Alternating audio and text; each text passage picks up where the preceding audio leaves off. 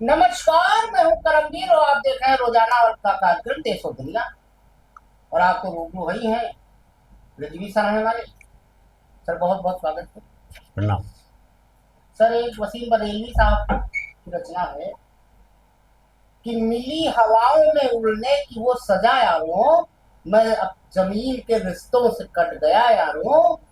वो बेख्याल मुसाफिर में रास्ता यारों, कहाँ था बस में मेरे उसको रोकना यारों। मेरे कलम पे जमाले की गर्द ऐसी थी कि अपने बारे में कुछ भी न लिख सका यारों। और तमाम शहर कि जिसकी तलाश में गुम था, मैं उस घर का पता किससे पूछता यार। वाह वाह, क्या बात। अब सर आज इमरजेंसी डे, हम्म। भाजपा इमरजेंसी डे मना रही है। हम्म। तो हमारे महामानव हैं मोदी जी, हम्म। तो उन्होंने एक अपना ट्विटर पे डाला पोस्टर, हम्म। Emergency warrior. हम्म। तो हमने उनको ट्विटर पे जवाब दिया। हम्म। हमने उनको लिखा सर हम्म। कि महामानव आदरणीय, हम्म। आपको शर्म कभी नहीं आती क्या? या तो पीडीसी चेक देते हो 2047 का हर चीज का, मतलब वर्तमान में कुछ नहीं करेंगे, सब भविष्य में होगा। हम्म। या 50 साल पुराने इमरजेंसी की हम्म। पकड़ोली करते हो। हम्म। किसान मर रहा है, जवान मर रहा है, आपको शर्म नहीं आती? हम्म। पहलगाम के आतंकी की फर्जी फोटो भी रिलीज हो जाती है इस देश में सर।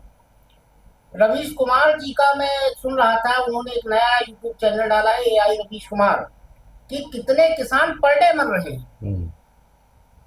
तो मोदी जी को शर्म नहीं आती है। हम्म। और ये इमरजेंसी वॉरियर हैं। इस पे एक आदरणीय बहुत वरिष्ठ पत्रकार है पवन सिंह जी, आज उन्होंने हम लोग के अखबार कलमित के लिए लेख भी लिखा है कि 2014 से अब तक कुछ हुआ हो या ना हुआ हो, लेकिन एक बात तो हुई है कि संघ और उसके आनुवांशिक संगठनों द्वारा गांधी, नेहरू, पटेल, सुभाष बोस से लेकर गणेश जी को दूध और नदी नहाकर मोक्ष की प्राप्तियों का जो भी कटपेश विचार विगत 78 सालों में पूरी तरह एक पीढ़ी के भीतर ठूसे गए थे, वो सब पोपले साबित हुए। सर इमरजेंसी पे क्या कहें? हम इमरजेंसी तो सर तब पैदा नहीं हुए थे। अब सर एक चीज बताइए, मोदी जी इमरजेंसी क्या तो बात करते हैं, तो 2047 की। अरे भैया, आज का जो युवा है यंग, आप वोट मांगने जाते हो फर्स्ट जनरेशन से, जो पैदा नहीं हुआ था इमरजेंसी के टाइम में, उस वो बात करना या 2047 की बात करना, ये वर्तमान में कहाँ असर है? देखिए, ये जो बात है, आप इमरजेंसी वाली बात कह रहे हैं, तो जी 1975 में मैं पढ़ रहा था, जी तो ला कर रहा था। जी तो मैंने देखा था कि बहुत सारी चीज़ें राइट टाइम हो गई थी। ट्रेन बिल्कुल राइट टाइम आ रही है, लोग ऑफिस राइट टाइम जा रहे हैं। हर एक को ये खौफ है कि जो कायदा कानून है, अगर उससे ज़रा से भी हम हटे तो एक्शन हो सकता है। जी लेकिन इमरजेंसी में जो कुछ पुलिस का ज्यादती बढ़ी है, रवैया जो था, कि उसके आड़ में लोगों के साथ ज्यादती जो हुई, वही माता और दीन गए चांद पर। हाँ, और उसमें भी ये हुआ कि उस पर होने पर सुहागा ये था कि वो नसबंदी का वो चल रहा था। हाँ, संजय गांधी जी ने संजय चलाया गांधी था। अपना अलग। लेकिन सर वो सही था, कुछ चीजें सही थी, अगर नहीं, वो हुआ होता तो आज ये मैं आपको ये बता रहा हूँ कि उस वक्त इमरजेंसी इंदिरा गांधी को लगाना मजबूरी थी। जहाँ तक मैंने पॉलिटिकल लोगों से चर्चा में सुना जी कि उस वक्त वो ऐसा ना करती तो उनकी सरकार चली जाती।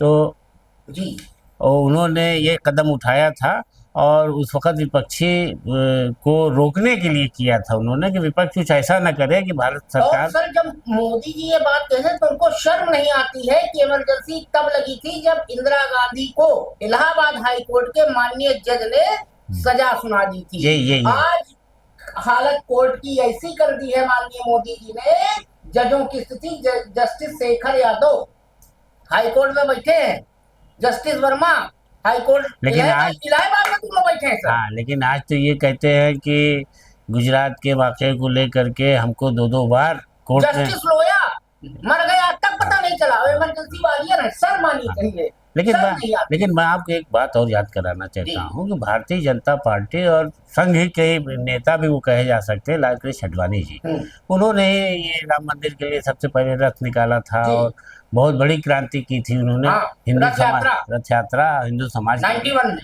हिंदू समाज के लिए बहुत बड़ा काम किया था उन्होंने। भारतीय जनता पार्टी में रूह उन्हीं ने फूकी थी। जी।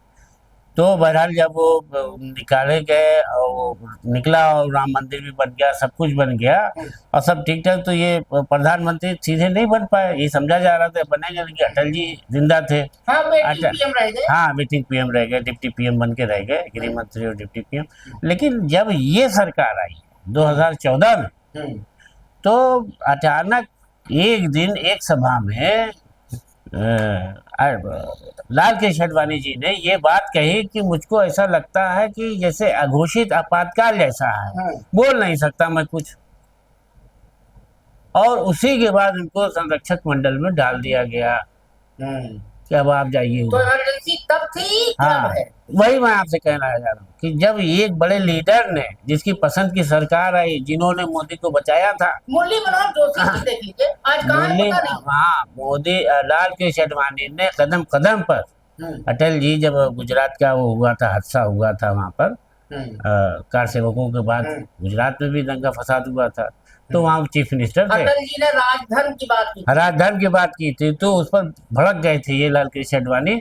और उन्होंने फिर जो मतलब उस वक्त पार्टी सजा देना चाह रही थी, या जो भी अनुशासनात्मक कार्रवाई मोदी के लिए होनी थी कि आप चीफ मिनिस्टर से आपने क्या राजधर्म निभाया, तो वो होने नहीं दी थी अटल जी ने। लेकिन यही जब प्रधानमंत्री बने मोदी जी, तो उन्हीं को लेकर के लाल कृष्ण आडवाणी ने ये कहा कि मुझे ऐसा लगता है जैसे आपातकाल, बोलने की आजादी नहीं लग रही है। और उसी की बात, हाँ, ये उन्होंने यही कहा था, मुझे ऐसा लगता है कि जैसे आपातकाल लागू, बोल नहीं सकता।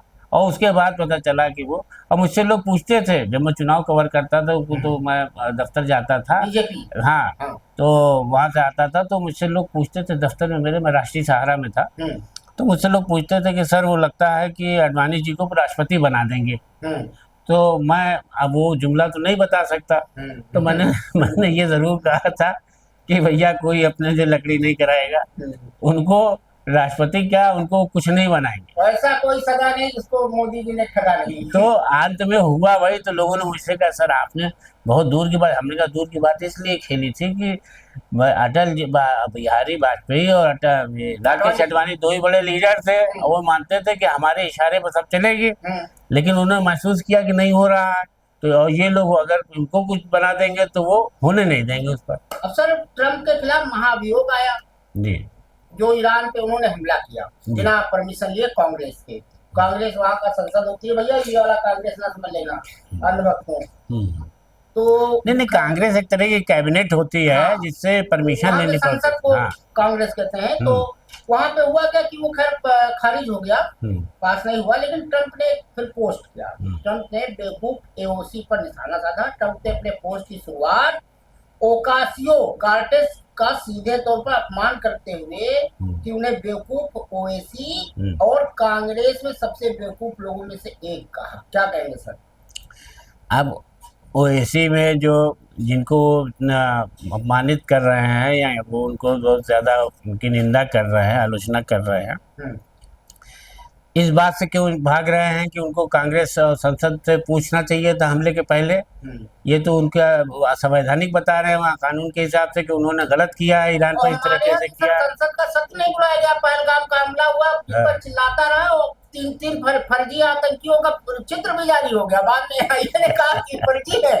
तो देखिए, तो mother of democracy Modi ji चिल्लाते हैं। ये बहुत सारी चीजें मदर ऑफ डेमोक्रेसी वो अब अपनाने लगे हैं, वो भी ट्रम्प जी भी। और दोनों मित्र है ना, माय फ्रेंड डोनाल्ड ट्रम्प। सीधे कर दो, जो करना है बाद में देखा जाएगा। तो आज जब उनकी इतनी फसीहत हो रही है अपनी संसद की में, जवाब नहीं देते बन रहा है कि आपने क्या पूछ करके हमला किया था, और आपने जो हमला किया है उसके क्या नताइज सामने, कोई आउटपुट नहीं है, आप वो भी नहीं बता रहे हैं आकर के। अब तो ये पता चल रहा है कि ईरान सर जो है वो 400 टन अपना वो जो था यूरेनियम वो अपना सेफ बना ले गया। और जो उपराष्ट्रपति है ट्रम्प की ऐसी कैसी, तो उनका उपराष्ट्रपति कर रहा है, सब कर रहा है, सब कह रहे हैं कि आपने जो तीन बातें कही थी, खुद कह रहे हैं कि हाँ ईरान ने 400 बचा लिया।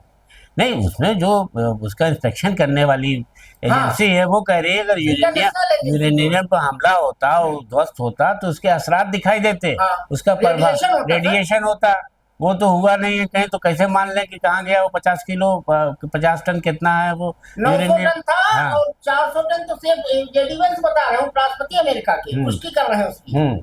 तो ये जो इन्होंने एक तरफा हमला किया पेंटागन ने है, भी इसको पुष्टि उसको किया है। लेकर के खुद अपने देश में अमेरिका में देखिए सर, डोनाल्ड ट्रंप आलोचना के शिकार हो रहे हैं, पूरी तरह से शिकार हो रहे हैं, जवाब नहीं हाँ, देते अब बन रहा धरती पे देखिए 2 महामानव आ गए हैं। एक मिल गया अमेरिका को है। और एक मिल गया भारत को। हाँ सर, एक चीज याद आई अचानक, हमारे यहाँ सनातन धर्म में पाताल लोक जो होता है, पाताल लोक को आज के हिसाब से माना जाता है अमेरिका, और देवता जहाँ जन्म लेने के लिए तरसते हैं धरती, वो है भारत। तो एक महामानव भारत में है और पाताल लोक में अमेरिका के ट्रम्प बैठे हैं। तो हमारे यहाँ भगवान बैठे हैं, उनके यहाँ राजा बलि बैठे हैं। तो सर मामला ये है। अब सर एक नया मजेदार मामला है कि महिलाएं अकेले भारत न जाए। अमेरिका ने एडवाइजरी जारी की है, अभी फ्रांस वाले पे भी आई है। फ्रांस की एक युवती आई थी उदयपुर में, जबलपुर, उसके साथ रेप हुआ है। और हमारे यहाँ हर तरह के टेम्पू, शौचालय, दीवार, हर जगह चीज लिखा रहता है, बेटी बचाओ और बेटी पढ़ाओ। अरे जितनी गाड़ियां चल रही होती है, उसमें टैंकर, ट्रैकर, हाँ मतलब बस कहीं भी बेटी पढ़ाओ बेटी बचाओ बेटी पढ़ाओ। और मोदी जी का भी वीडियो बड़ा वायरल होता है कभी कभी कि बेटी पढ़ाओ, कहीं बोल गए थे। हाँ बेटी पढ़ाओ, हाँ बोल गए थे, कल स्लिप हो गया, टंग स्लिप हुआ था। तो क्या कहेंगे सर? अब देखिए ये मामला जो है ये तो भारत के बहुत नुकसान पहुंचाने और वाला रेप का मामला है। ऐसी एडवाइजरी जारी की है कि कोई भी आदमी आपके यहाँ इन्वेस्टमेंट करने के पहले इस एडवाइजरी को देखता है कि वहाँ सुरक्षा के क्या उपाय है। हाँ, अमेरिका यही कह रहा है कि बलात्कार भारत में सबसे तेजी से बढ़ते अपराधों में से एक है तथा पर्यटक स्थलों और अन्य स्थानों पर यौन उत्पीड़न सहित हिंसक अपराध के मामले सामने आए। अब अमेरिका के इस बयान पर विपक्षी खासकर कांग्रेस ने बहुत सारे सवाल किए हैं प्रधानमंत्री नरेंद्र मोदी से कि 11 साल में यही उपलब्धि रही है कि अब हमको वो वहाँ पर वो ये सर्टिफिकेट जारी कर रहा है कि वहाँ रेप होता है, वहाँ हमारे नागरिक न जाए। 11 साल बेमिसाल। तो आज जो कांग्रेस ने हर एंगल से उस पर जो है उनसे सवाल पूछा है, इतने सारे सवाल उठाए हैं कि हमको जो है आज जो 11 साल में इतना पीछे कर दिया है कि हम आज जो है बलात्कारी और इस सब की शिकायतें लेकर के दूसरे मुल्क हम पर उंगलियां उठा रहे हैं। तो ये जो उसने कहा है उसमें एक सबसे बड़ी बात यह है कि जो भी अब आपका जो अर्थव्यवस्था है उस पर बहुत बुरा असर पड़ेगा इससे, क्योंकि कोई भी आदमी इंडिया के अंदर आएगा इन्वेस्टमेंट करने, अपना कारोबार करने, तो ये देखेगा कि एक बात कह रहे हैं आपके पर्यटन से आपको बहुत फायदा था, उसने रोक दिया कह करके कि पर्यटक जाए नहीं, आते ना, आपके पास अमेरिकन डॉलर आता ना, अगर वो अमेरिकन आते यहाँ पर पर्यटन के लिए, टूरिस्ट आते वहां से, तो आपका फायदा था। लेकिन अब वो तो उनको रोक दिया उसने, और उसका असर आसपास के देशों पर भी पड़ेगा। अब सर पहलगाम के बाद पहली बार ऐसा हुआ कि हमारे देश के रक्षा मंत्री आदरणीय राजनाथ सिंह जी, हम लोग के सांसद, national security adviser Ajit Doval साहब और पाकिस्तान के रक्षा मंत्री आमने सामने होंगे संघाई कॉर्पोरेशन ऑर्गेनाइजेशन समिट में। नहीं, एस जयशंकर अपने विदेश मंत्री भी तो गए हैं। हाँ, चीन में किगांडो पहुंचेंगे। क्या कहेंगे सर? क्या बात करेंगे? नींबू अरे वाह, क्या रक्षा मंत्री नींबू नहीं, देखिए बहरहाल डिप्लोमेटिक लेवल पर तो भाई आदमी बातचीत करता ही है। हाँ, आज और कल है मीटिंग, ये सब आज और कल है, सब लोग पहुंचे हैं, लेकिन ये लग रहा है कि पाकिस्तान जो है कतराएगा, जबकि भारत चाहेगा कि हम इनसे पूछें इस मसले पर जो हमारा कल ही आउटपुट निकल के आएगा। हाँ, आतंकवादियों को जो पनाह दे रहा है, जो वहाँ पर हिजबुल्ला और कौन कौन से संगठन है, सब लश्कर-ए-तैयबा है, जैसे मोहम्मद है, तो ये सब ट्रेनिंग हाफिज सईद है, तो पाकिस्तानी तो पनाह देता है, पाकिस्तानी तो पालता है। लेकिन अब ये लोग, अमेरिका ने तो कह दिया बहुत महान देश है पाकिस्तान, अमेरिका में तो लाल उनके लिए कालीन बिछा रहा है। हमारे लिए जारी कर रहा है भारत के लिए कि यहाँ जाओ ना, यहाँ पर ये और अपराध हो रहे हैं, और उनके जनरल म्यूनिख के लाल कालीन बिछा रहा है, और मोदी को और उनको ला के बराबरी से नाम बैठा दिया। हाँ, तब मोदी जी वहाँ जगन्नाथपुरी चले गए, वो तो कोई अच्छा हुआ नहीं गए थे, वरना वो हाँ अच्छा, मैं तो कह रहा हूँ भगवान जगन्नाथ ने बचा लिया, उनकी कृपा हो गई। नहीं, खिचड़ी खाते हो, हाँ वो खाता, और फोटो छपती सारी दुनिया में। और तब तो ट्रम्प जो 17 बार बोल चुका है कि हमने समझौता कराया है, तो उसको तो मजबूती मिल जाती। यहाँ दोनों देखो ये गए तो है यार, बैठे हुए हैं, बहुत अच्छा नहीं किया। अब सर उदयपुर में फ्रांस की युवती के साथ रेप हुआ, आरोपी ने कहा था आओ तुम्हें यहाँ की सुंदरता दिखाता हूँ, क्या कहूँ।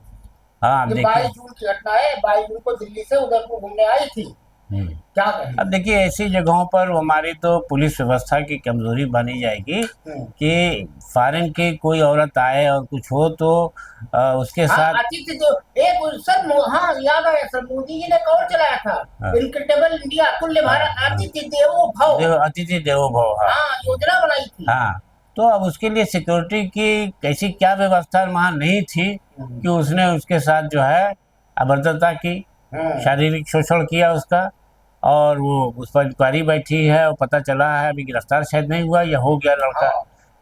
तो ये तो बहुत ही दुखद और बहुत ही शर्मनाक घटना ही नहीं है, बल्कि भारत सरकार के लिए एक बड़ी चुनौती है कि किसी विदेशी महिला के साथ इस तरह से हुआ है।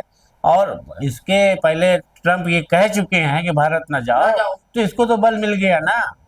इस अब सर एक मामला पता चला कि अभी चल ही रहा है ईरान वाला मामला।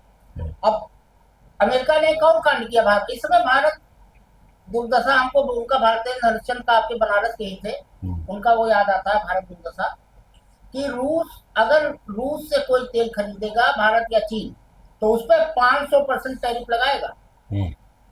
अमेरिकी सेनेटर एक है सर, ब्लू मेथन, 500% टैरिफ, यानी ये इजराइल ईरान की जंग के बाद उनके दिमाग में आया है कि अगर तेल लोगे तो 500% हम तुमसे। दोनों देश मिलकर 70% रूस से तेल लेते हैं, चाइना भी लेता है, इंडिया भी लेता है। कहा हो गए मोदी जी, कहा कर रहे हैं, सब कुछ समझ नहीं आ रहा है, भारत दुर्दशा हो रही। हाँ सर एक बड़ा मजेदार खबर मिली, जो बड़ा हमने खोजा तब मिली और किसी ने उसको बांचा नहीं। जो सर B-2 बमवर्षक विमान है जिसने ईरान में, वो ट्रम्प साहब बता रहे थे कि न्यूक्लियर अड्डों पे हमला किया था, उसको भारतीय इंजीनियर ने किया था डिजाइन। अच्छा। हाँ, और उसका नाम सर है नौसीर। अच्छा, नौसीर गोवाडिया। अच्छा, और उसको सर 32 साल की जेल की सजा हो गई है। और अमेरिका के ईरान पर GBU-57 बम गिराए जाने के बाद अब B-2 स्टेल्थ बम्बर चर्चा में है। इसको उसने डिजाइन किया था। आरोप क्या है उस पर, उसने सर 15 साल की उम्र में PhD की डिग्री भी हासिल की थी। एक ताज्जुब की बात है, 15 साल की उम्र में PhD की डिग्री। और ईरान के परमाणु ठिकानों पर 14,000 किलो वजनी GBU-57 गिराए जाने के बाद ये चर्चा में आया सर, B-2 बम्बर सब कुछ। अब उस पर आरोप है कि उसने चाइना को टेक्नोलॉजी बेच दी, उसने मैक्सिको को बेच दी, उसने कई देशों को बेच दी। क्या कहेंगे? तो ये तो चीन से 91 लाख रुपए लेने का आरोप है सर उसके ऊपर, कि चीन से 91 लाख रुपया। तो आप, हाँ, ये तो अमेरिका के लिए काम कर रहा था ना। हाँ, तो जब अमेरिका उसको अपने यहाँ हायर किए हुए थी, रखे हुए थे, तो ये तो किसी भी देश में अगर कोई ऐसा करता है तो जासूसी और उसमें दायरे में आती है, देशद्रोह के दायरे में आती है, तो सजा तो मिलनी ही चाहिए। क्योंकि आप को भरोसे में लेके हम काम कर रहे हैं, आप हमारी टेक्नोलॉजी दूसरों को भी दिए दे रहे हैं, ट्रांसफर किए दे रहे हैं, पैसा ले रहे हैं, तो मेरा ख्याल है कि इसमें ठीक ही हुआ है। सर कल हम लोग चर्चा ही कर रहे थे, 57 मुस्लिम देशों ने OIC में भारत के खिलाफ प्रस्ताव किया था कि वो सिंधु जल संधि वाला। अब सर उसमें हमने छाटा, अक्कड़ बक्कड़ बम्बे को खेला सर। तो जो हमारे 51 सांसद गए थे, शशि थरूर भी थे उसमें वो थे, बहुत सारे लोग थे। तो उसमें से सर जो देश हमने गिने 57 में से, Saudi Arab, Kuwait, Bahrain, UAE, Qatar, Indonesia, Malaysia जहां अडानी का एयरपोर्ट का पोर्ट है, इजिप्ट, अल्जीरिया जहां शशि थरूर गए थे, गुयाना एकलौता देश था, गुयाना के राष्ट्रपति मिले थे, बाकी किसी का राष्ट्रपति भी नहीं मिला था, सियालियोन, ये 11 देश हैं सर, सनातन धर्म के हिसाब से शुभ 11 कहा जाता है हमारे यहाँ। 11 रुपया, 21 रुपया, 51 रुपया, 101 रुपया।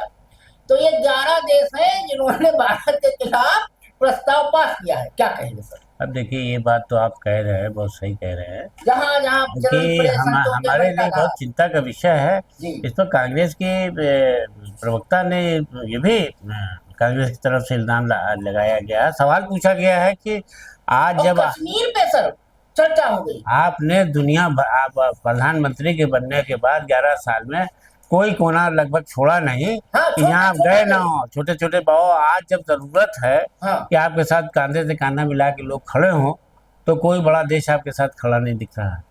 और ये हमारी विदेश नीति की कमजोरी तो है कि हमारी विदेश नीति पर अब लोग ध्यान नहीं दे रहे हैं कि अगर भारत हमसे रूठा तो हमारा व्यापार खराब हो जाएगा, हमारा फला चीज खराब हो जाएगा, या वो हमसे ये हथियार नहीं खरीदेगा, वो हमसे जो व्यापार और ट्रेड में पीछे जाएगा, दूसरे से लेगा। तो किसी देश में हमारी ये विदेश नीति आखिर है क्या, उसका प्रभाव क्यों नहीं लोगों को?